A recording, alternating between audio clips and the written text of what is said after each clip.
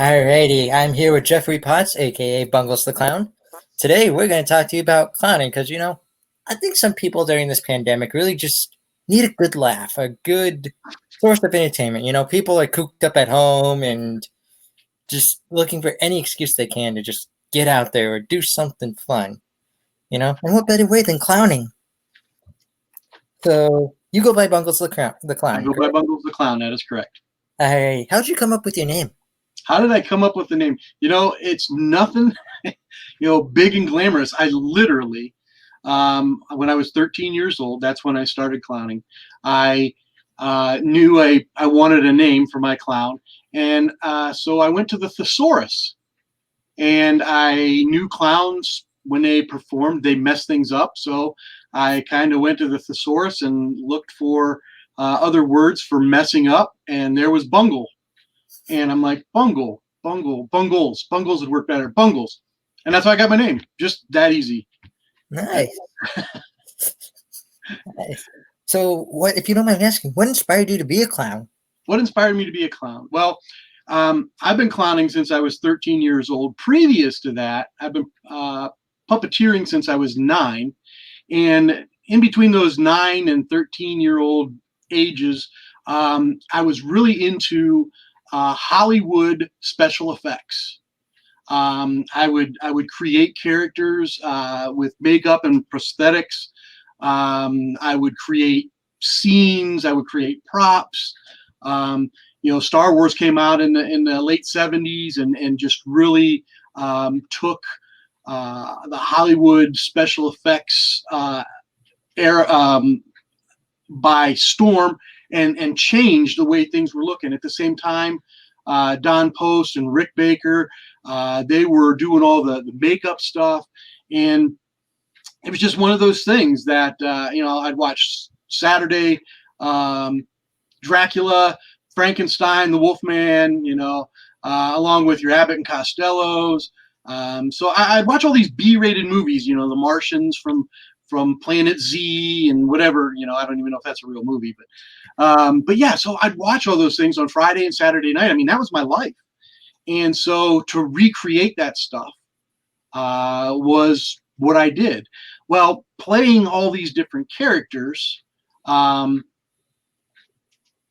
of was my thing. And I would create other characters. And so one day in my teens at church, we had a carnival at our church, and there was a clown at the carnival, and the clown was passing out candy and balloons, and it was kind of neat. I hadn't seen that before. That was my first time really seeing a clown, and so after the carnival, I went to my grandmother's house. Now, my grandmother lived 2 doors down from the church. And so when I went down to my grandmother's house, I walked in the door, and there hanging on the chair was the clown suit from the clown I had just seen. And I'm like, wait a minute. Grandma, was that you up there dressed in clown?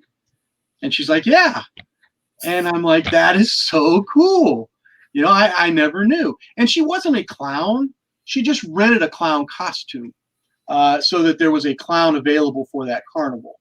So she would rent the costume. She had the candy donated. She worked at Kmart at the time. And she was kind of higher up, and Kmart, donated the money to the candy to the church and the balloons and stuff. So I said to her, well, hey, Grandma, I would love to do that with you. And she goes, okay, well, next year I'll rent 2 costumes and we'll both go up. And that's what she did. So I got a chance to portray another character. Now, at this time, all I'm doing is portraying a character, just like putting on makeup to be Dracula or the Wolfman or whatever character, Charlie Chaplin, Groucho Marx, whatever character I was playing. I was just playing those characters. And so I got the opportunity to perform alongside my grandmother, but the even cooler thing was the people I was entertaining and interacting with were my peers. All of my friends were there, enjoying the clowns, and they did not know it was me. they thought I wasn't at the carnival that day because I had gotten sick or, or something of that sort. So I am, entertaining my peers. And I didn't talk, but I interacted, and I had so much fun with that interaction. And so then I'm leaving the event, and I'm walking down to my grandmother's again. And for some reason, my grandma lived on the same side as the church, so I didn't have to cross the street. But for some reason, I was crossing the street here. I don't know if there was a ball across the street, and I was just going over to get it. It got kicked over from the church or whatever. I really can't remember. I've tried to remember and I can't. But I had to cross the street, and it was a busy street. And the street came to a big hill. So the church sat right on that hill. So traffic coming up and traffic going down, it was kind of a bad street. And so, but I wanted to get that ball back to where it belonged. And if that's what I was actually doing, I think it's what it was, but I'm not sure.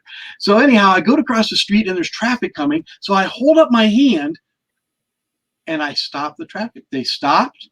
They waved me on.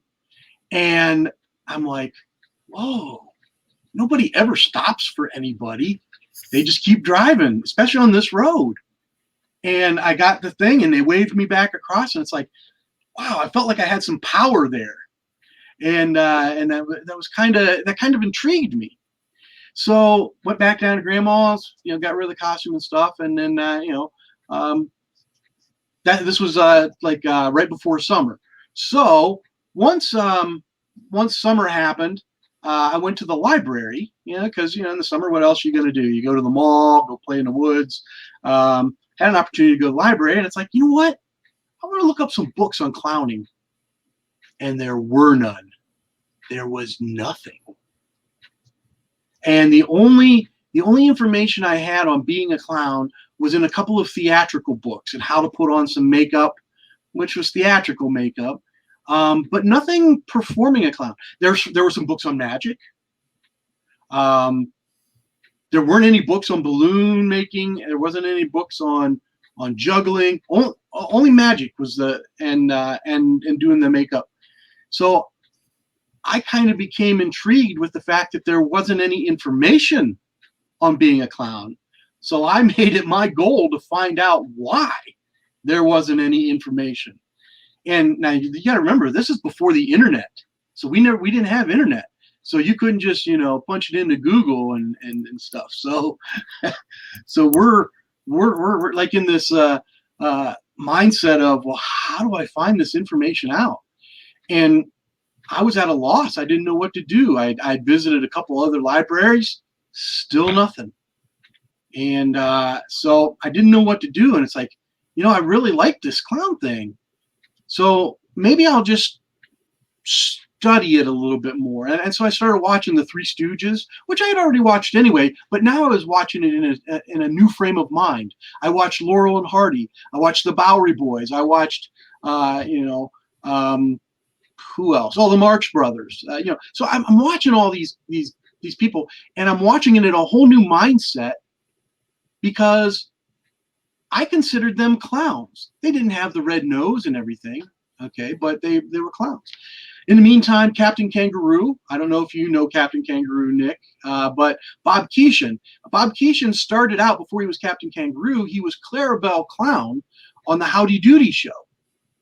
And so I would watch a couple of episodes of Howdy Doody, and there's this clown. Then Bob Keeshan took Clown over to Captain Kangaroo with the Town Clown. And I'm like, wow, okay, so where is this coming from? Why can't I find anything on being a clown? This is driving me insane. And eventually my grandmother came across in the newspaper it said something about some clown classes, and they were being taught by a Ringling Brothers clown. And my grandma was like, hey, I'm going to sign you up for this. And so I went, and it was a weekend thing, and I was all excited. And I to this day can't remember who the instructor was. I was a kid. I wasn't worried about, knowing who people were at this time. I just wanted to learn this art form. And I had my one-piece jumpsuit, you know, and with the big puffy balls on it, and my big clown hat, you know, what you would normally think of a clown. And so I had that stuff packed. And while we're going through the class, the instructor talks about wardrobe. He says, "Okay, did you guys bring wardrobe?" And I'm like, yeah. So I get my wardrobe out, and he used my wardrobe as an example. This is great. All right, he's using my wardrobe as an example, and it was an example of what not to wear.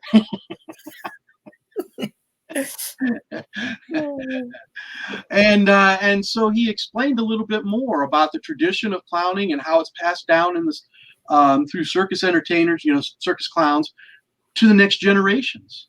And that's why I wasn't finding anything, was because it was a contained art form, a personal and private art form.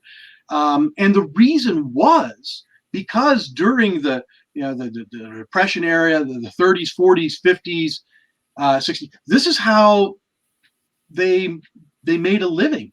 And so if you divulge too much information, somebody else would steal your information, and they would land the jobs that you would have got, and now you don't have any money to feed your family or anything. So it was really tight-knit and secret. And so learning that, I had a new appreciation for why I couldn't find anything. So I knew I wasn't going to find anything unless I knew a circus clown, and I didn't know any circus clowns.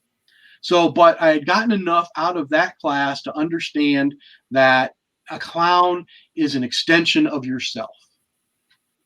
And it's an exaggeration of you as a character. And we all have that opportunity, but it's not predominant in most people. And so to find it is not natural for people. But for me, already doing this character thing, it was pretty natural for me to dive into myself and figure out, well, what am I? Who am I? And so I went back to studying some of the old, the old characters, like I said, the Three Stooges and those guys. So I studied them even more, and still had nothing, other than that to be a clown.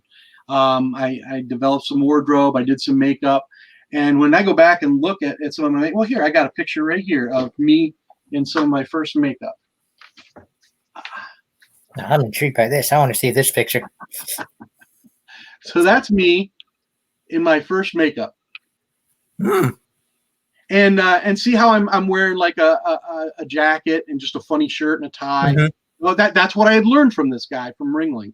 You want to have wardrobe that is more normal, but exaggerated. And so that was my first makeup, and I was doing that makeup, and I had done a few parties for some friends and family, and then while I'm at school, there were people that knew that I was interested in this, and so I had one girl who had made this pair of pants, and it had a hoop in it, to be the big, pants with the suspenders with a hoop in it, and she had given them to me. She said, "I thought you would like these." I'd made them for a parade, some time ago. And now this is a girl I'm going to school with, so she's a teenager, and she had made these pants, but she had given them to me. And but they knew that this is what I was pursuing. They knew it was me. I was always the class clown. In school, I learned to not be bullied by befriending all the jocks and the druggies and all that, those groups of those cliques that most people aren't a part of, but they are intimidating to you, and of course then they do some things that that aren't proper, stuffing you in a trash can, pushing you in a locker, all those kind of things, tripping you in the hallway while you're carrying a stack of books. Well, I was able to avoid being bullied because I would make these guys laugh. And so I would tell jokes, or I would do stuff to myself in the name of comedy, open a locker and smack my nose and, be like, and they'd get a laugh out. And so they, we like you, Potts, yeah, we'll keep you around, type of thing. So I never got bullied, but I always had to be on. I always had to make sure they were entertained. So, but that helped me to learn to work with audiences. But somewhere in the back of their minds, they knew that this is who and what I was and what I was becoming. And I never took any flack for wanting to be a clown. And so that's how I kind of got started. But there's more to the story if you want to hear. Absolutely. All right. Absolutely. So, it's graduation time in high school, and it's time to experience real life. So I got to get a job. I want to get married. I want to have kids. It's time to put this clown thing. I'm a kid, and now I got real responsibilities. So I put that to the side. I graduated in 1987, and it wasn't until 1991, while I was at work on my lunch break, looking at the newspaper, when I opened up the newspaper, and down in the corner, the ad said, "Clown classes to begin." And man, that just caught my attention. And then they were being taught by a graduate of Ringling Clown College. And then I'm like, oh, yes, it's this again. It's somebody who has experience. It's not some theater, doing clown classes. So I jumped on it. And that was it, man. I mean, I just ran with it from there.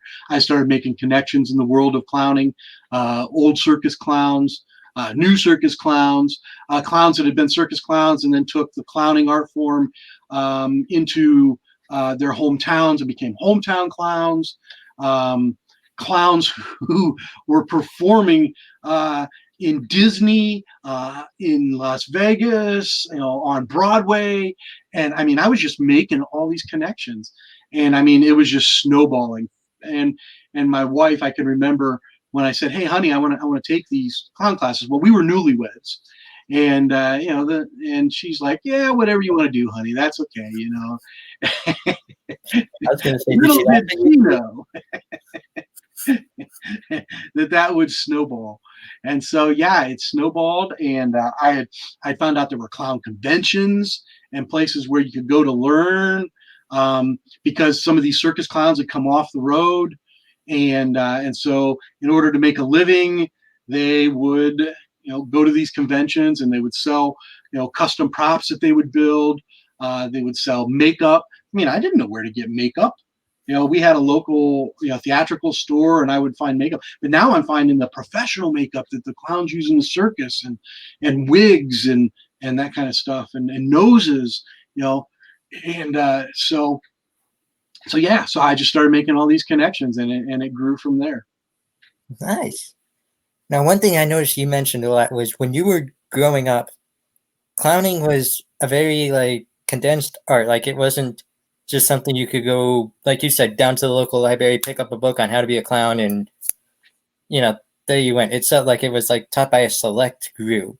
Right. One of those groups I know today, I know it's developed throughout the days. One of the groups I know is something that you were recently involved in, the American Clown Academy. The American Clown Academy, yes. Yeah. So explain what that is to our viewers. Okay, so, well, we have to back up before we can get to the American Clown Academy so that you understand about it. So, absolutely, as I'm growing as a clown, okay, I find out that there's not only are these clown conventions where you can learn, but some of the clowns, they were doing clown camps where you would go for a week and stay at a camp, and you would learn, and it'd be, I mean, everybody loves going to camp when they're a kid, so imagine going to camp as an adult, and when you're playing as a clown, it's play. When you're working as a clown, it's play. It's play work. And so imagine going to camp, and so but I really didn't understand how these camps were working. And I would see them in the magazines and that kind of stuff. And but most of I was learning from the magazines. I joined the Clowns of America International and World Clown Association, which are two big organizations that cater to the art form of clown, and also through that I found like Laugh Makers magazine, which was geared to variety artists, which included ventriloquists and magicians and puppeteers and balloon artists and jugglers. I mean, it just catered to all these variety arts. And so I've got all this information. So I wasn't really worried about this camp thing. You know, I was getting enough learning. Plus, I'm still working a regular job while I'm doing this. You know, and so I'm trying to learn all this stuff and work a regular job at the same time.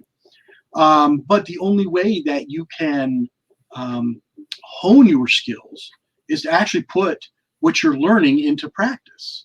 So I would book gigs, and I worked swing shifts in the steel mill, which meant I was available during the day. I had days off during the week because sometimes I work weekends. So I had all these opportunities to work in libraries and to work in schools and to work at festivals in the summer and still go to work in the steel mill. And so I was a double timer. I basically worked full time, both in the steel mill and outside of the steel mill. And the other thing that I had done was I had started a family. And so now I'm working two full-time jobs, and I don't want to take away from my family. And so I started involving my family, and all three of my boys performed with me for many, many, many years. And I can honestly say that my boys, at very young ages of 4, 6, 8, 10, 12, as they were growing, were some of the most professional clowns out there in the world of clowning. And they were very impressive, and they knew the art form in and out. And even as kids, they were taking it serious because Dad was taking it serious. My wife, she's very crafty and would make our wardrobes, our backdrops, all that kind of stuff. So the whole family was involved. When we would go on vacation, it was always a working vacation.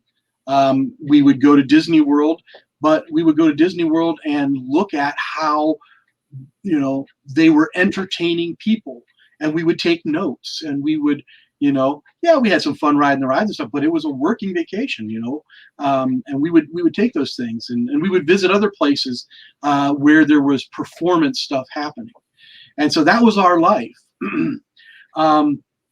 Eventually, this clown convention, there was a clown convention in Newark, Ohio that ran for 25 plus years. And it was called Clown Town. And I got to know the owners of Clown Town. And I was even asked to teach at Clown Town because I was really working my way up the ladder.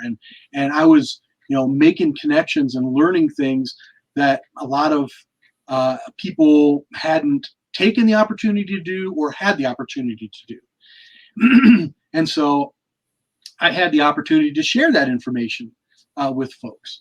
And so I started developing my style of performing and mixing it with teaching.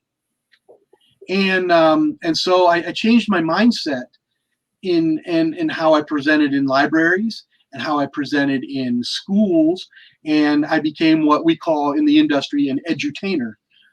That is somebody who educates and entertains at the same time, and so that's what I would do.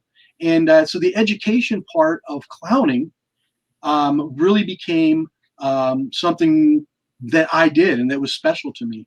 And yeah, maybe it came from the fact that when I first started, there was nothing, and I had to learn it all, and I didn't want people to have to deal with that same kind of thing. I wanted them to have the information, and so that's what I started doing. Well, I then some of the well-known clowns that I had met at Clown Town were performing at other clown conventions, the SICA convention, Southeast Clown Association, MACA, Mid-Atlantic Clown Association over in Pennsylvania. There was Pony, which was Pennsylvania, Ohio, New York. And they would do stuff in Cleveland and that kind of stuff. So there were other conventions, and I started getting asked to teach at these other conventions. And I was recommended by some of the other performers / teachers who I had met at the convention. So as I'm doing this, there's a very famous circus clown by the name of Leon McBride, and he's well known in the industry for making clown noses. Very big, tall guy. He was what they call an advanced clown with Ringling Brothers, and he would go ahead of the circus and promote it and saying, "Hey, the circus is coming to town," and he would do performances and stuff. And he was a big, 6'5" giant of a man, yeah. And but such a gentle spirit, and when he got made up in clown, he was just like a giant kid, and it was the most amazing thing to watch. Well, Leon used to have one of these clown camps that I had told you about that I'd seen in the magazines, and they hadn't run for years.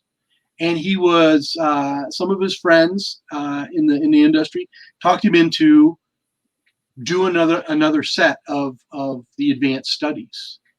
And they saw me lecture at the SICA convention, and he was standing in the back of the room. I knew who he was, and standing back in the back of the room to try to intimidate me, to see how I would handle the pressure of presenting my lecture. And it didn't affect me. I just did what I knew to do. And afterward, he said, "Listen, I'm starting this camp up. I don't know if you've heard it before. It's advanced studies, and I'm personally inviting you. Everybody coming to the camp is all on personal invite, and I would like you to come." And then another friend of mine, JT Sykes, Bubba, out of Florida. Now he's in the Carolinas, but he was kind of a mentor for me from Clowntown, and landed me actually the gig at SICA to lecture where Leon met me. And Bubba's like, "Listen, Potts, this camp, when I went years ago, was the springboard to my career. This was it. This is as close as you're ever going to get to going to the esteemed Ringling Brothers Barnum and Bailey Clown College." And we'll talk about that in a little bit, the Clown College. So I was excited. I also had become known in this clown world for creating props. And I had created a foam pie shell that you would use for pie throwing. And because it was made of foam, it didn't hurt. Anybody that's ever done pie throwing, listen, don't ever use an aluminum pie pan or a metal pie pan. It can hurt the person taking the pie. If you're going to do anything, use a paper plate, okay? But I had created these cartoon-looking pie shells out of foam rubber, and so they were soft like a pillow, and they looked cartoony like clowns do. And you would fill them with the shaving cream and do pie fights, and I mean they were all the buzz, and I became known for those. And so one of the things that Leon had also said to me was, "Listen, Potts, I also want you to bring your pie shells, and I want you to sell them at my camp."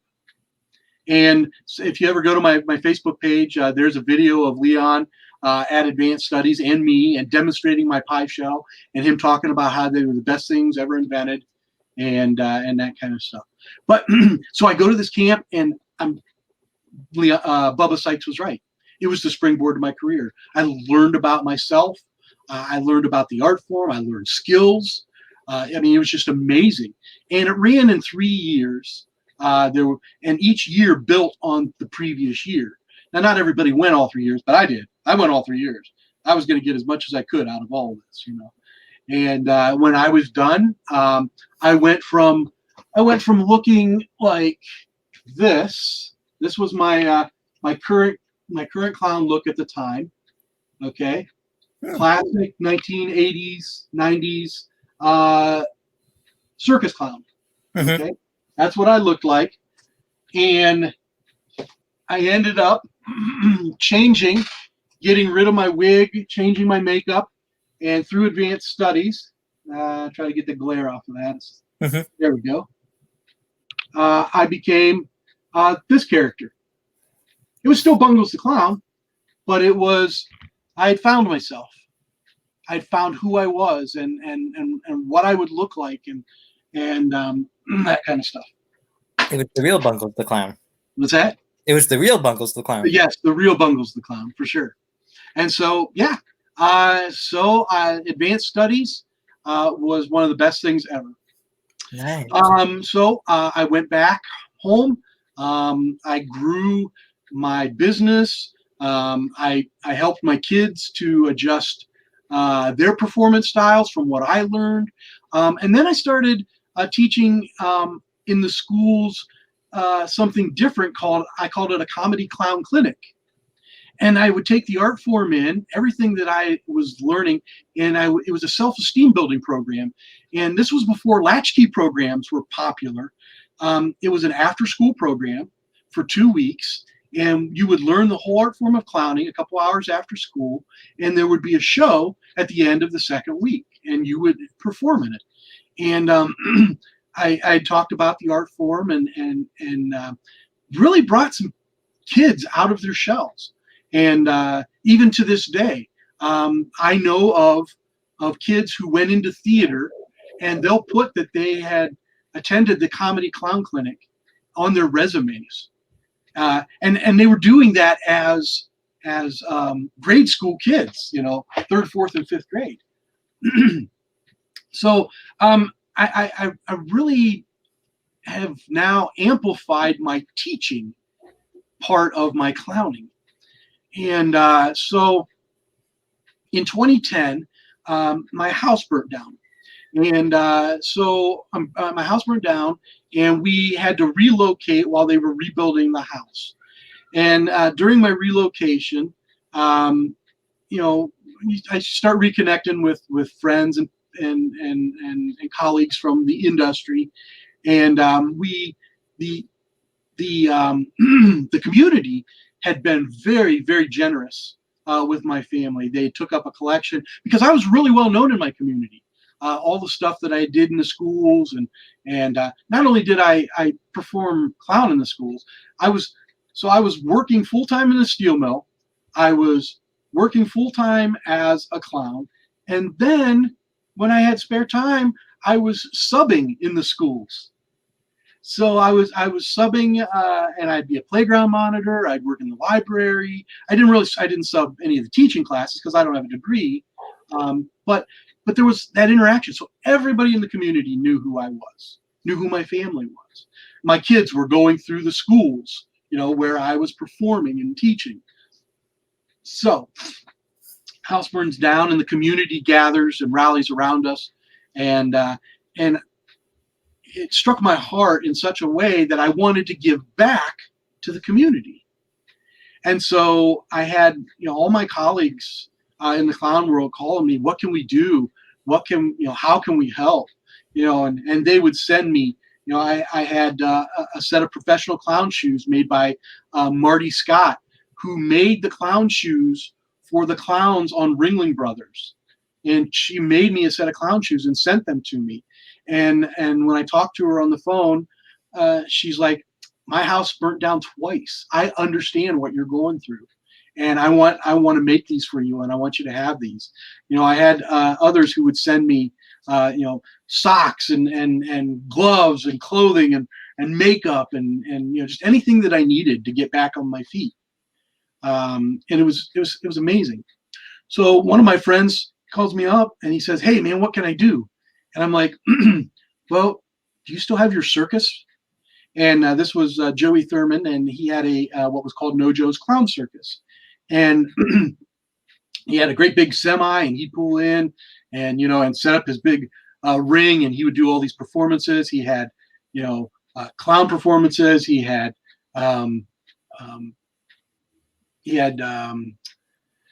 aerial acts. He had, just also all this. It was a miniature circus. And I said, "Well, hey, do you would you be willing to bring your circus up? I would really like to do something for the community. He goes, yeah, we actually have a week off. I'll drive the circus up and we'll perform for the community. So, and I gathered a few friends, and the house that they had given us during our time out of our other residence was a 3-story house. So I had plenty of rooms. So I had all these clown friends coming in, staying for the week. And we put together this big circus and performed for the community. I was this close to getting elephants, and I couldn't get the elephants for the circus, but we had everything else. And in the meantime, one of the people that came to help was my friend from Clowntown, the owner of Clowntown. Now, Clowntown had finally run its course and wasn't running anymore. And my friend had run it for 25 years. That was part of his life. And so while we were sitting at the house, getting ready for the circus, him and I started discussing, what if we started another education opportunity for clowns? So this is when the whole idea for the American Clown Academy started generating. Okay. Oh yeah.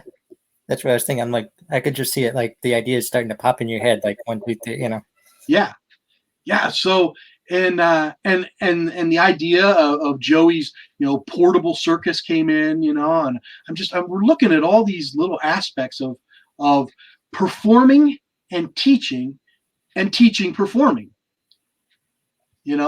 and so, my buddy and I are like, well, if we were going to do this, what would it look like? Well, there really were you would go to these clown conventions and it would take you on this journey, but it would only keep you at one level. There was nothing advanced, to take you to the next level that was out there, except for advanced studies, or if you got into on the Ringling Circus and you went to Ringling Clown College, there was nothing advanced that was out there being taught. And we said, well, if we're going to do this, we should make it an advanced clown school. And when Clowntown ran, they actually ran in Newark, Ohio, on the Ohio State campus that was in Newark.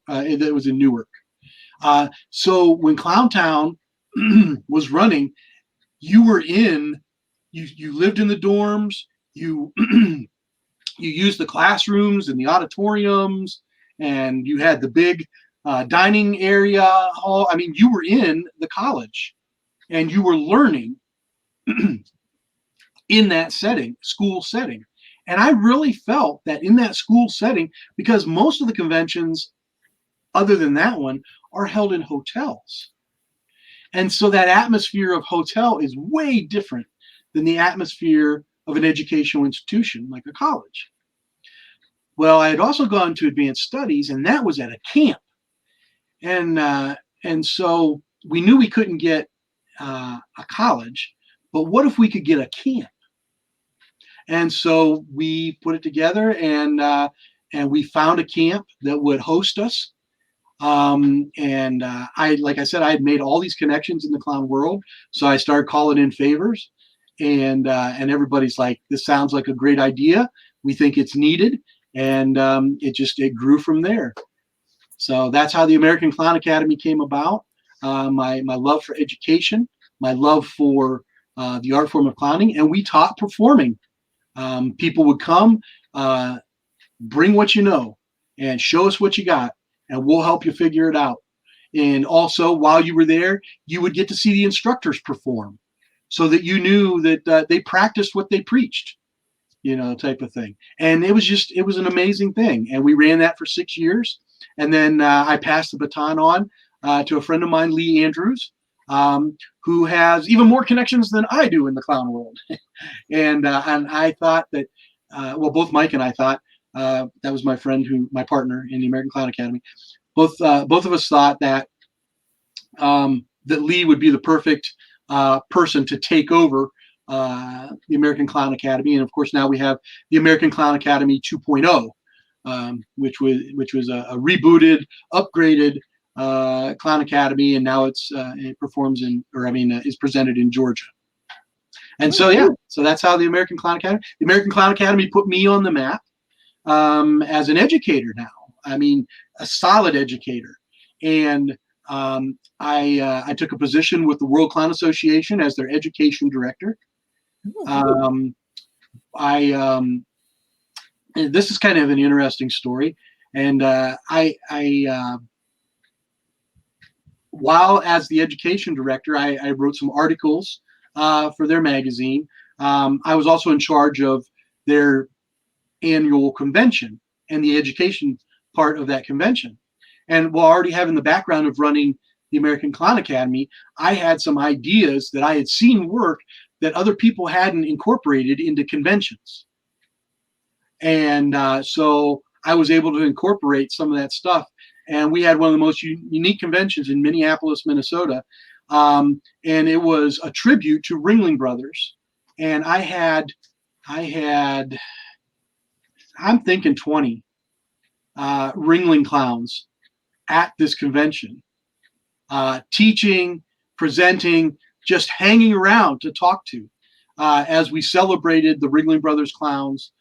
We had gotten Ron Severini, who was the dean of Ringling Clown College while it ran. We had all these names of people, and I the way I got some of these people at the exact same time we're doing our thing, Baraboo, Wisconsin was doing a homecoming for Ringling Brothers. Now let's stop there with the Ringling Brothers thing, and let's backtrack. Ringling Brothers, Barnum Bailey Circus, has been around for a long time. First it was Barnum, then Barnum hooked up with Bailey and became Barnum and Bailey, and then the Ringling Brothers, took over the circus, and it became Ringling Brothers, Barnum and Bailey Circus, and then they ran with it. Well, eventually they got to a point where the circus clowns in the circus had gotten very old, and there were no next generation clowns coming in. The descendants of these clowns, they would either go and get a factory job, or they would go be a different act in the circus, like an aerial act or something like that, or work with the animals. But nobody was carrying on the career of clown, and it was realized. And so in 1968, Ringling Brothers decided to invest in a clown school to create another generation of performing clowns. And so in 1968 that happened. 1969 they ran it again. But back then, man, the life on the circus was hard, and people were quitting left and right. And the idea of this clown college wasn't created as a long-term thing. It was a one and done, was what it was supposed to be. And by the second, third year, there's the realization that, we need to keep this thing going, because people aren't going to stay on the road, because the life is so hard. And so Ringling Brothers created this clown college, and it became the place to go to learn the art form of clowning. And it became so well known that other industries like Walt Disney World, Hollywood, if you had on your resume that you attended Ringling Clown College, whether you got a contract with the circus or not, they knew what had been instilled with you in you, and what kind of things you had learned. And some of the greatest makeup artists and stuntmen and people in the entertainment business have gone to Ringling Clown College and taken that from there. So it was always an aspiring thing for clowns to get into Ringling Clown College. I even auditioned for Ringling Clown College and was accepted, but I turned it down because I was starting my family and I didn't want to be on the road. So with that said, eventually they shut down Ringling Clown College, and then they started training clowns on the road. So it was Ringling Clown College on the road, but they didn't actually have the facility where they would go and train people. So then eventually Ringling Brothers Circus closed. Nobody ever thought they would see that day. I believe it was 2017. Mhm. when the circus closed, and people were devastated. They thought they were going to be on the circus forever. The people that ran the trains, the dancing girls, the people that ran concessions, everybody, from all, the lawyers and the managers, and I mean just everybody, the orchestra, they all lost their jobs, and it was devastating. Um, it was unexpected. And so Baraboo, Wisconsin is the home of the Ringling Brothers. They all lived and were from Baraboo, Wisconsin. And so Baraboo is also the home of Circus World Museum and the International Clown Hall of Fame. Yes, there is an International Clown Hall of Fame, just like we have a Football Hall of Fame, a Baseball Hall of Fame. We have an International Clown Hall of Fame. And so we honor those who have been clowns and performed the art of clowning through the ages. And you'll find clowns that don't wear makeup, like the Three Stooges, or like Lucille Ball. Many of you know who I Love Lucy is. She was considered a clown in the way she portrayed her characters and herself. Just and so you have people like that have been inducted into the International Clown Hall of Fame. So anyhow, I'm in Baraboo at the same time that they're having this homecoming for Ringling. At the same time, we're putting together this clown convention honoring Ringling. So I was able to make connections with some Ringling clowns while in Baraboo. But the really weird thing was how many of them knew who I was because of the American Clown Academy. And so my reputation had literally preceded me. And I had a sense of respect in the world of education regarding the art form of clowning. And so I've taken education. Education is my thing. We are currently we're using the StreamYard program like you are today, and we are interviewing clowns during this pandemic and entertainers, because during the pandemic they shut down Las Vegas, they shut down Broadway, they shut down anything that have to do with performing. Even Disney was shut down. So all this performing opportunities, these people were devastated and not sure how they were going to pay their bills, and their state of mind was not proper during this. So my friend Blake and I we decided, hey, let's start interviewing some people, and just getting the buzz back out there and find out where people came from, and then just start encouraging people. And so we've been running the Blake and Bungle show for a month now. We're still running here the month of June, and doing the exact same thing that you're doing now here with me. Hey, where did you start? How did you become this? But yet we're doing it for performers and other variety arts entertainers.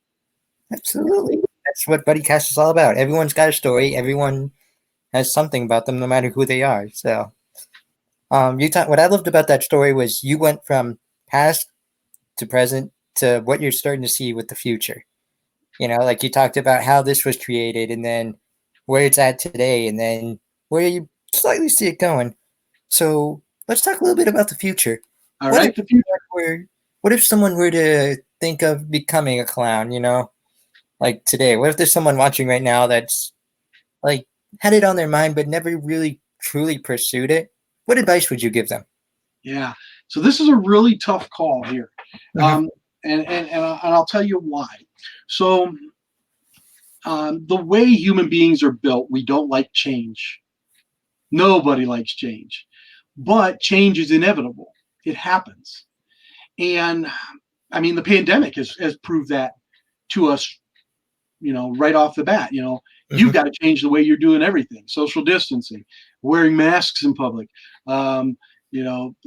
working from home, just all these changes, school from home, nobody, it was hard for people to make these changes.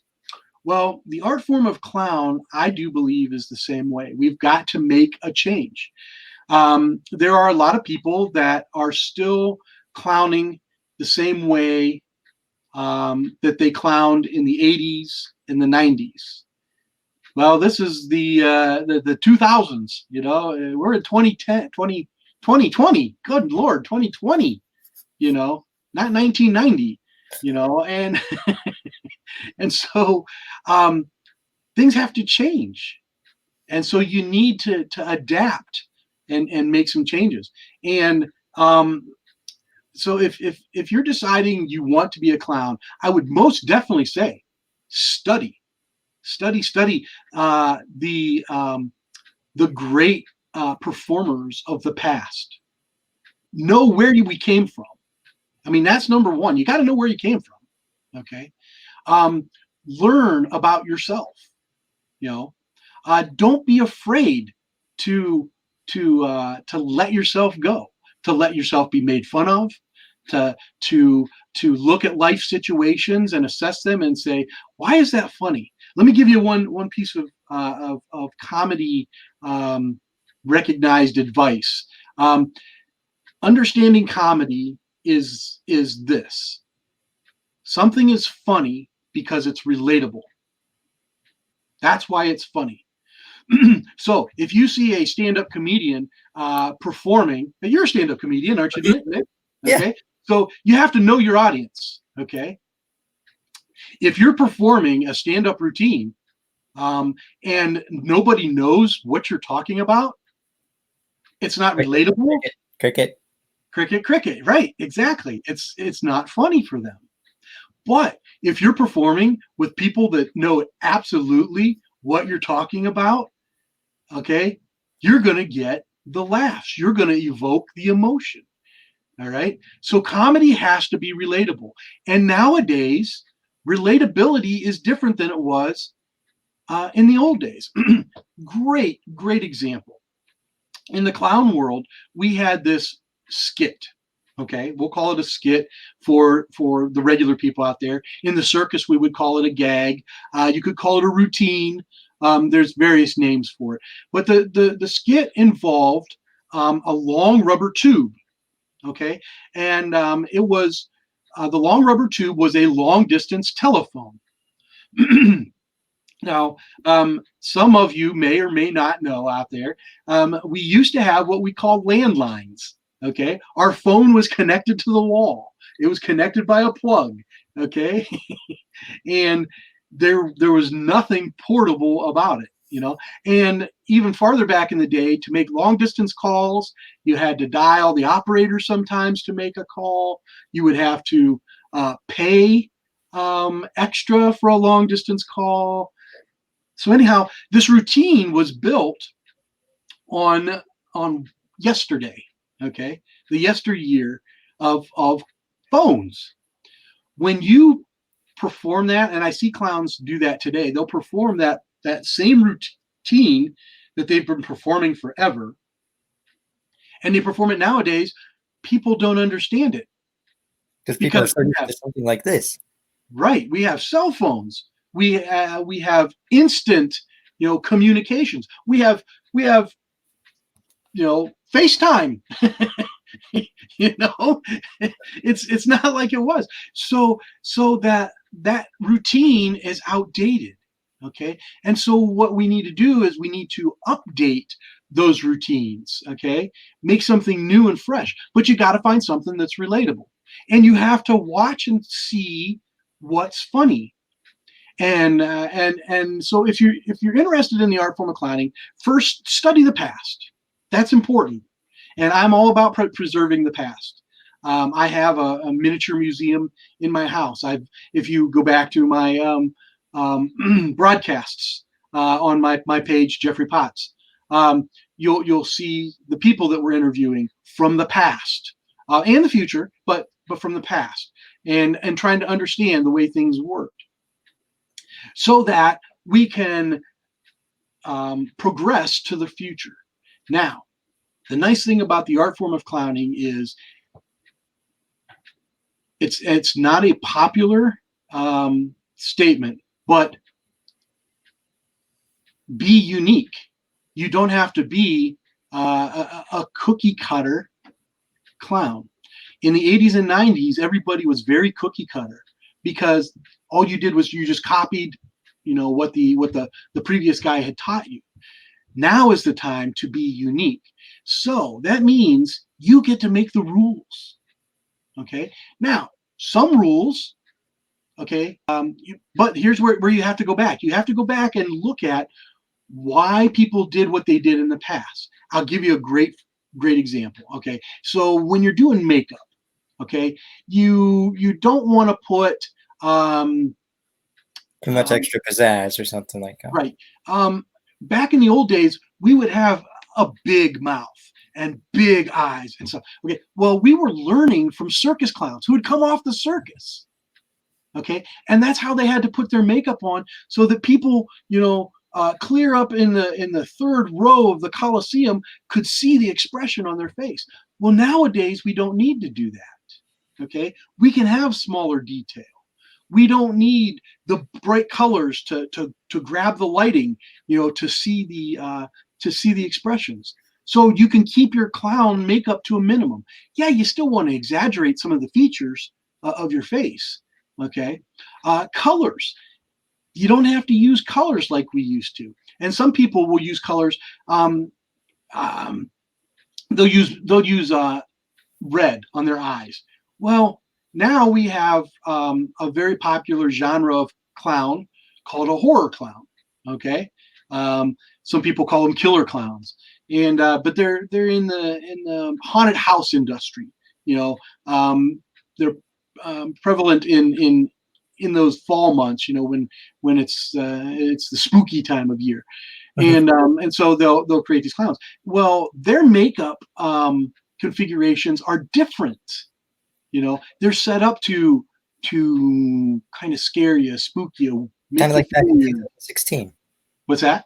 Kind of like the scare in 2016. Yes.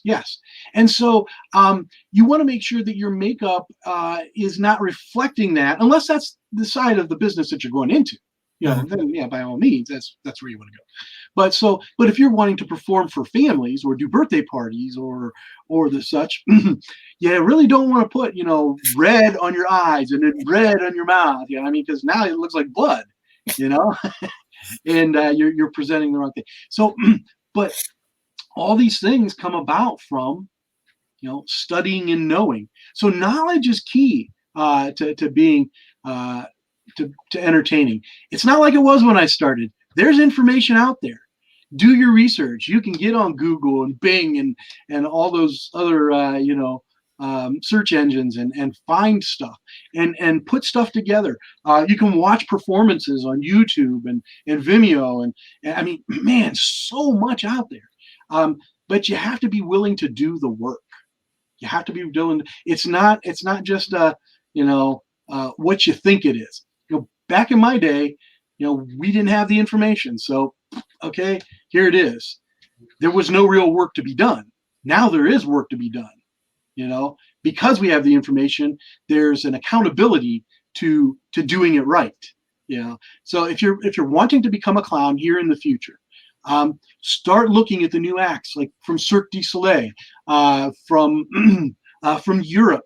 We never really understood the European clowns back in my early days of performing, and so when we would have a European clown come to America and he might lecture or do something, we'd look and be like, man, that's so different, but there's an understanding of cultures. Different cultures have different ways that they portray their clowns. Okay, so but we have access to seeing what all that stuff is. So use those tools to study, and that will get you started. Also, too, there are still some organizations, the World Clown Association, Clowns of America International, but again, most of those people are an older generation, and they're kind of still following, an older form of the art form of clowning. I would challenge you to be unique and to study what's current and what's funny to people nowadays. And that's the other thing you're going to run into. I'll be blunt and honest now. We have a whole world of political correctness, which really interferes with comedy. Nobody is willing to let themselves be laughed at, and so it gets really tough to try to find the things that are funny. Now, don't get me wrong, and I personally do not like performers who make fun of their audience members. I think as a true clown slash comedian performer, you should always be making fun of yourself. Okay, and that breaks down that barrier. You don't offend anybody. That gives people, the opportunity to sit and relax. And listen, honestly, making fun of yourself is actually fun, because it opens up the door to who you really are to other people. It lets them see, who and what you are, and believe it or not, you actually get the realization that you're a normal person, with just some funny attributes, and we all have funny attributes, and so, yeah. So that's the best advice I could give right now for the future performers. Absolutely. What are some things that you wish people truly understood about clowning? You kind of like mentioned some topics on how, like there's the difference between the scary clown who is at the haunted house compared to like the birthday clown. People saw it in 2016 when, all this stuff was going on, and yet people were commenting on like the clown, like a clown hall's page saying, "Clowns are scary. I'm never going near you. And you guys are like within 2 minutes of me." What's something you wish people truly understood about the art form today? Well, there's I think this is a twofold question. First of all, you have to understand as the performer. Okay. So now I'm not talking about what my audience understands. This is what I wish my performers would understand. That if you don't want to be categorized with the scary clowns, you need to be a better performer. Because they're going to look at you as a performer, not just a face. Okay? So that's number one.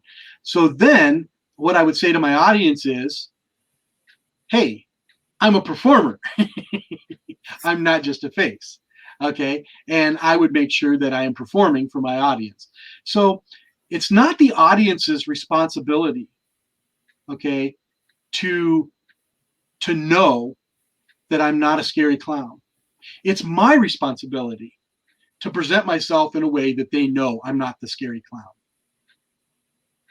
And so by studying and perfecting my craft, whether it be toning my makeup down, whether it be, putting more normal clothes on instead of the exaggerated colors and sizes, whether it be talking in a normal voice instead of a voice like this, that might freak them out. It's my job. It's not my audience's job to understand. It's my job to present to them. Then they'll understand if I'm presenting properly. Absolutely. So really, yeah, really. So there's nothing that I wish my audience would understand. I wish my other performer friends would understand. Most definitely. Alrighty, I'm going to wrap it up with this question. Okay. What would you mentioned it a little bit before, but what would you really like to see clowning become in the future? Like, let's say once this pandemic, because we know with this pandemic, a lot of things are gonna change. What would you like to see change in clowning for the better? To make things better, change to make things better. Yeah. So, like if you woke up tomorrow and everything that you visioned as a clown was coming true, what would you be seeing? I would be seeing more people in the world that are not weighted down with everyday life, because there would be so many clowns and opportunities to reflect on the pleasantries of life through the clown, that there would be no worry. I mean, it's the ultimate peace on earth thing, you know. I Mhm. wish there was peace on earth. Peace on earth, you know. That's what everybody, you know, wishes. It's the same concept, um, but it's more than peace. It's joy, and so I would desire to see um, the whole world come to love each other, um, respect each other, and enjoy each other. That's All right. pretty much I it. actually have one more question. Yep. All right. One more I have question. one more question.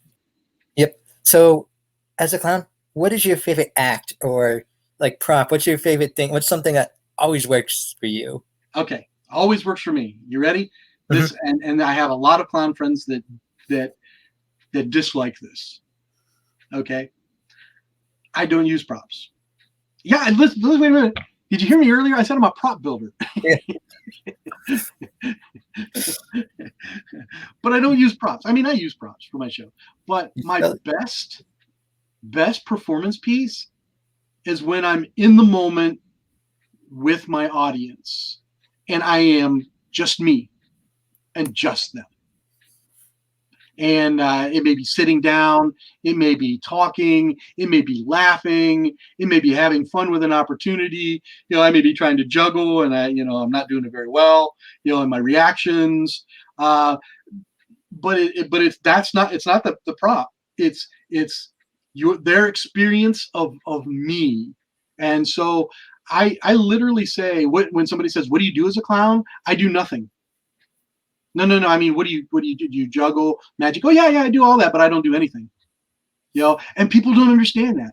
My job is to help my audience uh, experience life, and the only way to do that is to bring real life, myself, into the picture. Yeah, I'll exaggerate it, and we'll do some funny and silly things. We'll do some amazing things that make it go, wow, you know. But those things are not my favorite. My favorite is literally pre-show. Everybody's waiting for the performer to come on, and I come down and I sit in the chair, the empty chair beside the group, and it's like, hey, I heard there's a clown performing today. This is gonna be great. Have you ever seen him perform? And and they're all like laughing, and it's like, well, isn't that you? It's like, me? No, I'm sitting right here.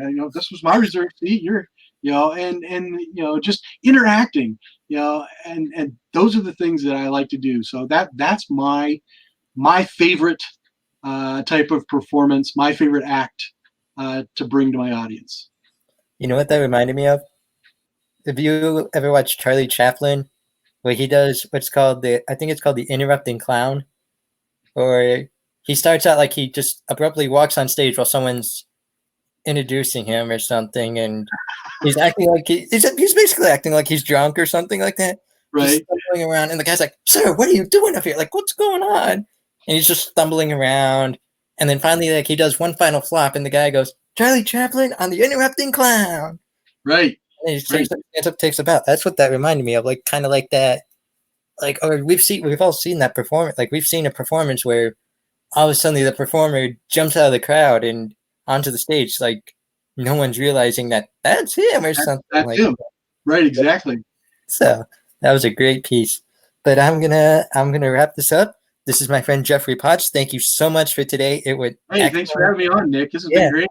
absolutely. I've learned so much from you, from just the history of clowning to what you envision today. It's beautiful, and I wish you the best of luck. I hope you guys talk to as many clowns as possible on your show and just rebuild the spirit, just Yeah, rebuild everyone's spirit during this pandemic, because we see this whole, this pandemic, let's face it, it's bringing out the worst in it's people. been rough. Yep, Yeah, it's been people rough. just want to be free and go back to what they thought was normal before. So I Yeah, think it's but look at the chance that you had to be with your family. exactly. The chance that you had to sit down and do things, take a break from the rat race of the world.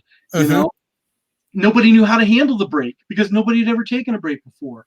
Hmm. And I know a lot of people that are like, man, I don't even want to go back to the workplace. I want to keep working at home. You know, I Exactly. I don't want to leave my family. I've had too much fun with my family for the last 2 months. You Exactly. know, yeah, the realization of what life really is. And so hopefully, as a clown, I can present that, and my fellow entertainers can present, some ideas of life that'll make you happy. And by the way, if any of your viewers ever really want to talk more, they are welcome to message me. So I just want to throw that out there. Absolutely. And I encourage them to do so because I've talked with you in the past and you have some great insights. You have some great info just watching your videos, even too. Just watching, like, even if it's that quick promo of, hey, here's this prop, here's how you use it, splat in your face or something like that, just something like that. It's, a quick 30-second video could be education to someone. So, yeah. But again, this is my friend Jeffery Potts, formerly known or most known as Bungles the Clown. So, thank you so much for joining us today. I hope our viewers learned a lot from you, and thank you again so much. Thank you, Nick, for having me. Absolutely. Anytime, buddy. Alrighty. We'll see you next time. All right. You take care now.